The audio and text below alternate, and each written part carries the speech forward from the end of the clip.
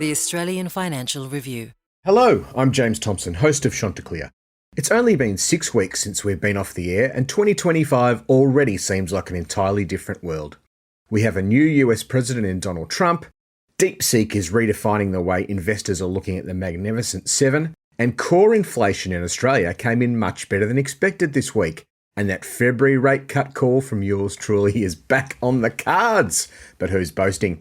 Now look, we aren't back until next Friday, but we thought we'd take this opportunity to give you a preview of our sister podcast, 15 Minutes with the Boss, featuring the country's most respected CEO and Chanticleer's recent guest, Matt Comyn from CBA. In this episode, Matt recounts the career move that helped propel him to the top of Commonwealth Bank, the importance of taking on hard challenges, why he thinks email is, quote, a grotesque waste of time, and much more. After the episode, just search 15 Minutes with the Boss to listen to more interviews from Australia's top CEOs. We hope you enjoy this episode.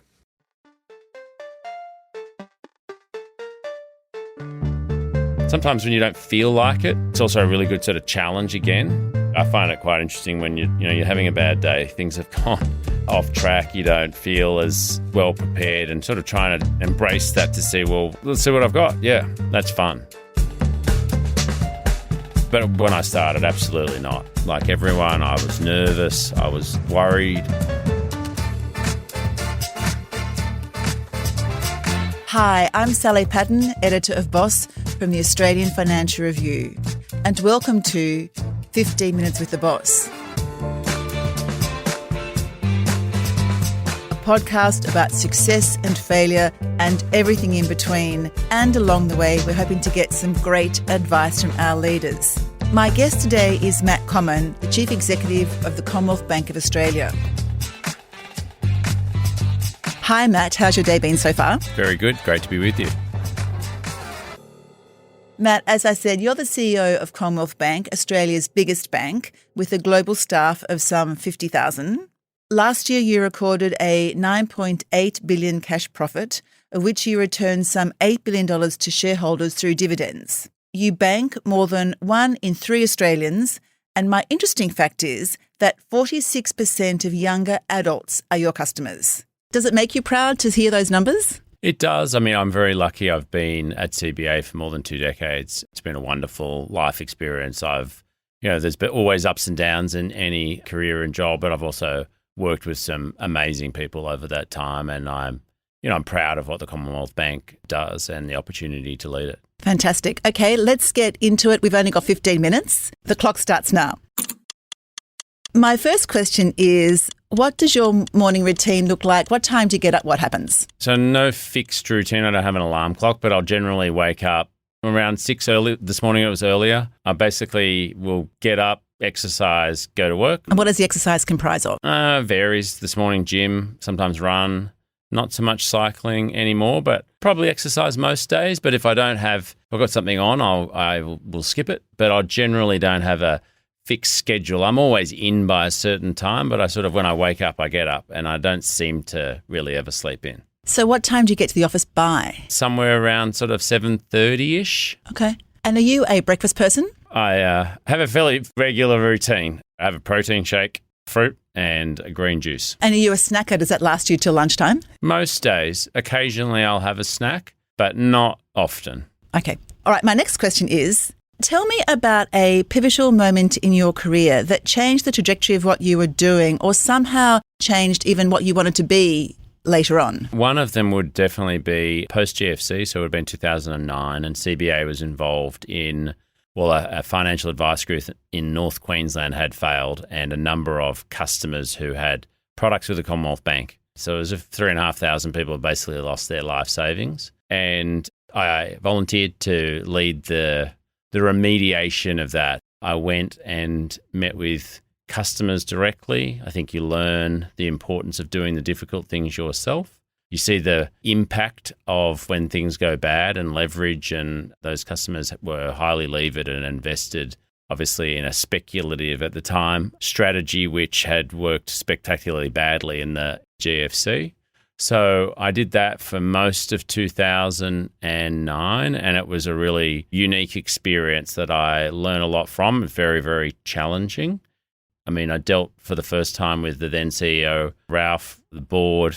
I worked with a number of legal firms because the bank was being sued. I appeared in Parliament for the first time. So what were you doing immediately before that role? And did you put your hand up for the role or did someone tap you on the shoulder? I was running ComSec and I put my hand up for the role. A number of people asked, why would you do that? I'm sure they did. I mean, looking back, it's clear that was a really important period. But at the time of putting my hand up, it was less obvious. But obviously, I'm really glad I did. And I think it's really important about embracing opportunity and trying to do difficult things. I think when lots of leaders differentiate themselves over time, it's generally those who move towards the hard issues. They don't leave it to others. And was there a point where you thought you had bitten off maybe more than you could chew? Because I guess that's also part of the learning, right? Absolutely. I think when you do something for the first time, it can feel daunting.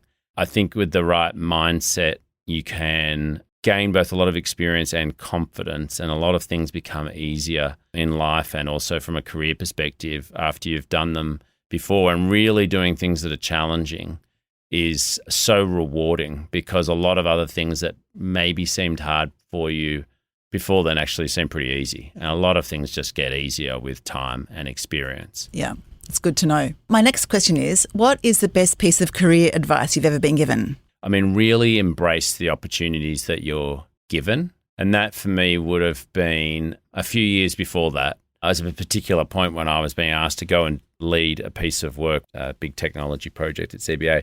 And I didn't necessarily want to do it. But the person that I was working for gave me that piece of advice. And ultimately, part of that was, he asked me at the time, do you trust me? And I said, I absolutely do. And I did. And you might not think it is. It's going to be really good and important for you to do it. And it taught me a lot.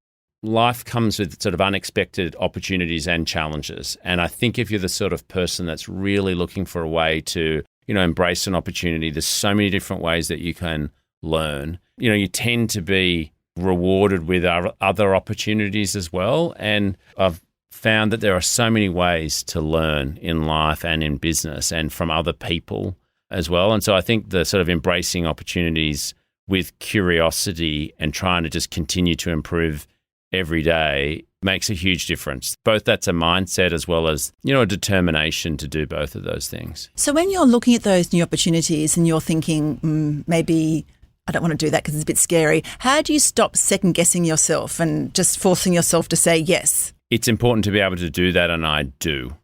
I think it's important to have constructive self-reflection and looking for the things that you can improve every day, but I don't ruminate. I don't second guess. And I see this sometimes people will ask about public speaking. I'm never the sort of person that's worried about what if I forget this or what if I just never allow my mind to go down those sort of paths. And some of that just comes from repetition. And so I think there's a point you've always just got to be prepared to commit and not look back. Like looking backwards is, a regret. Thinking about all the things you could have or would have or should have, forget it. Just think about how you can take that forward. And I think that's a really important life skill. That is fantastic advice. No regrets, don't look back, look forward. Yeah. Okay, Matt, on that note, that is the end of our first section. Don't go away. We're going to take a short break. And when we come back, we're going to open our embarrassingly lo-fi, low-tech chatterbox. Very good.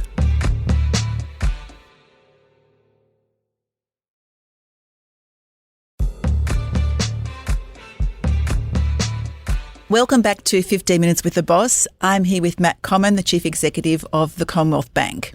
Now, Matt, this is our section called the Chatterbox, as threatened.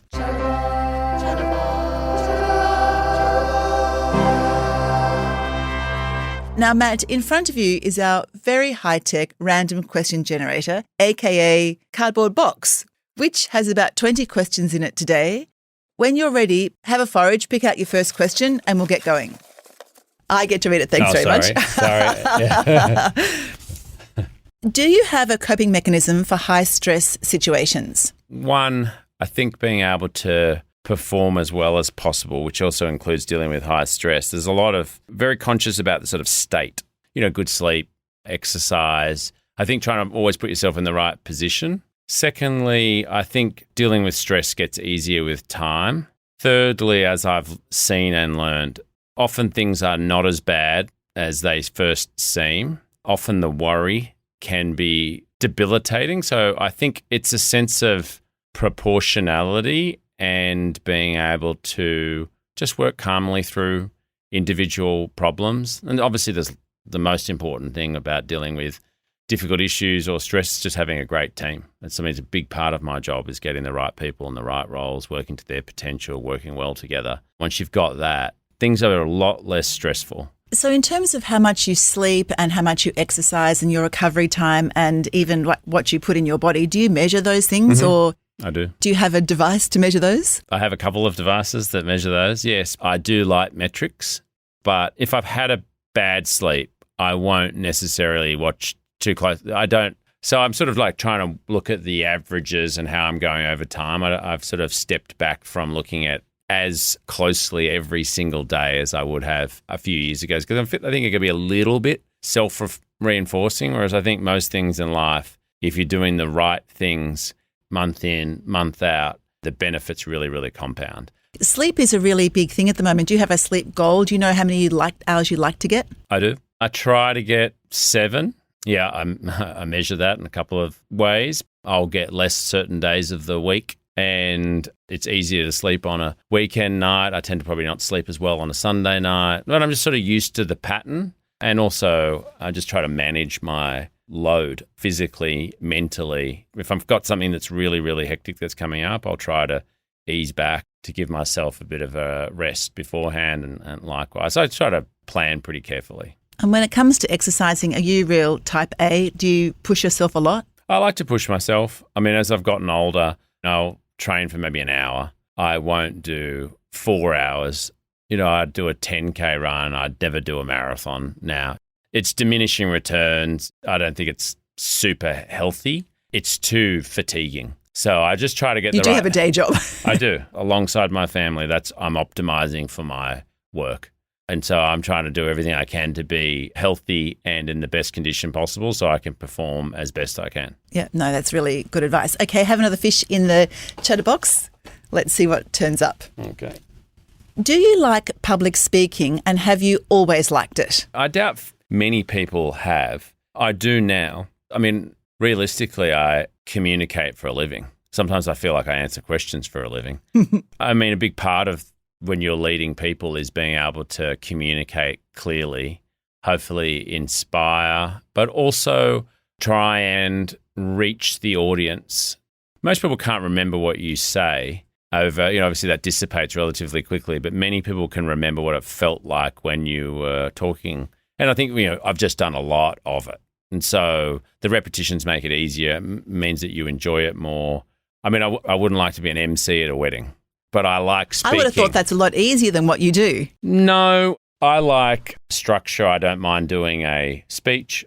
I think intent is so important. What I want to get out of this, I don't sort of stumble into things. You've thought about it beforehand. I'm trying to think about it, exactly. And then I just try to push everything else out of my mind right before I go on stage. I've got like routine and then I just start and I don't second guess. I don't react if an alarm goes off or something. Sometimes when you don't feel like it, it's also a really good sort of challenge again. I find it quite interesting when you're having a bad day, things have gone off track, you don't feel as well prepared and sort of trying to, again, embrace that to see, well, let's see. How much I can do. Let's see what I've got. Yeah, that's fun.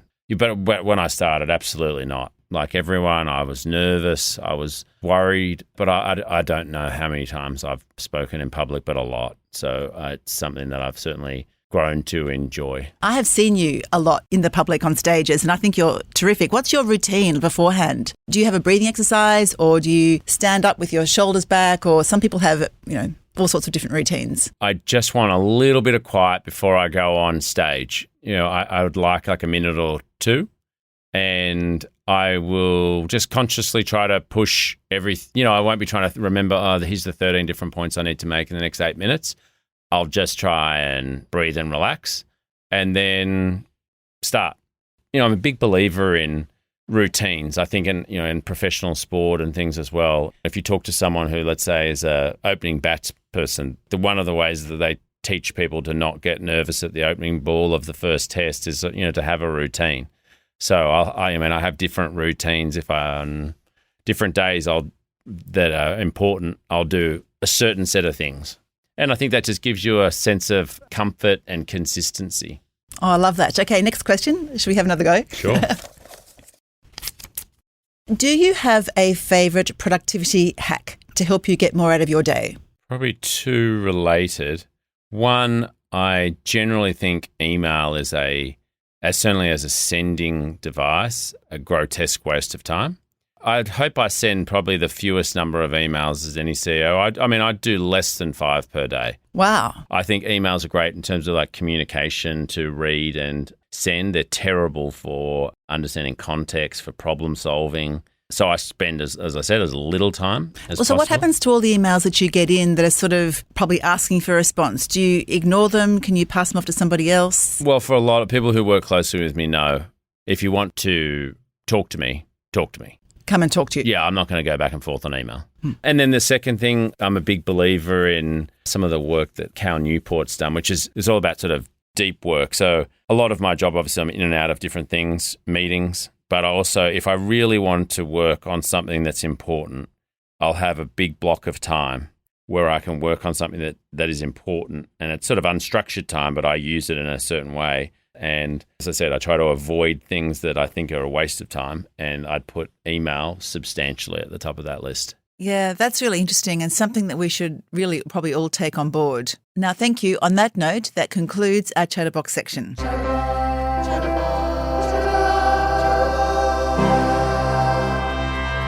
We will move on to our last question, which is, if we were the holiday gods and we granted you 12 months holiday, you could come back to the same job, you were unencumbered, you could do anything you liked, what would you do?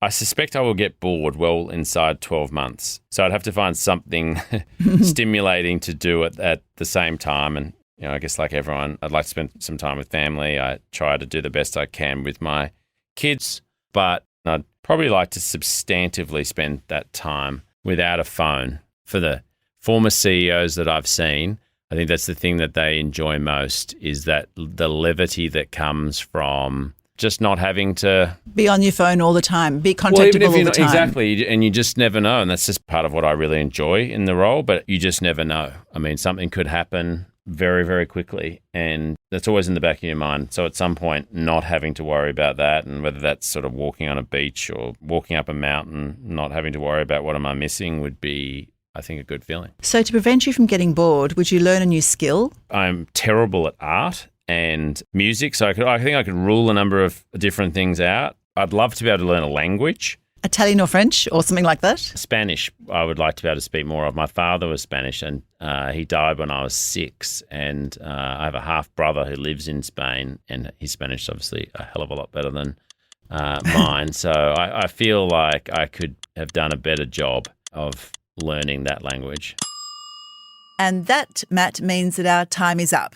It's been a real pleasure talking to you about the way that you have gone and deliberately done the difficult things, because that is what is going to develop you as a leader. I really like the way that you don't ruminate on past mistakes. You get up and get on with things. And I think you're amazing the way you only send 5 emails a day. I also think the way that you optimize yourself, your family and your work is a really good lesson. You know exactly what your priorities are. And I will finish by saying, best of luck in your year off connecting with your Spanish heritage. So, Matt, thank you so much once again for coming in and allowing us to spend 15 minutes with the boss. Likewise. Thanks very much. Well, we hope you enjoyed that episode of 15 Minutes with the Boss with Matt Comyn from CBA. If you want to hear more interviews like this featuring Australia's top CEOs, search 15 Minutes with the Boss wherever you get your podcasts.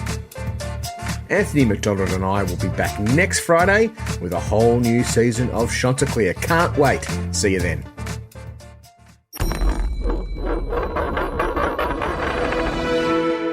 The Australian Financial Review.